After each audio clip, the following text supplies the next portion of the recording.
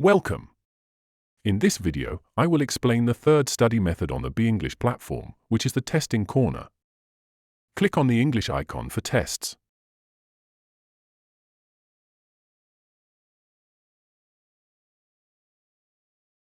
Choose the test you want.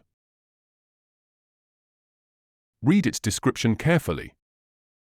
Then click on the Start Test button. The test conditions will appear. Read them carefully, then click on the Agree button. And start answering the questions with full concentration. Skip the difficult questions.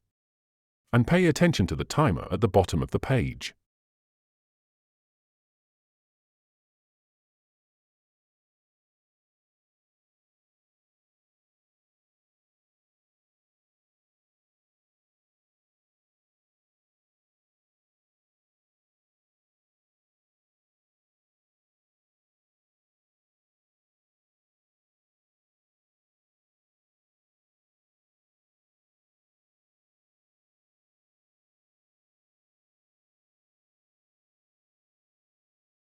In the end, the final result of the test will appear, which includes your full name, the date of test completion, a description of your level in each section,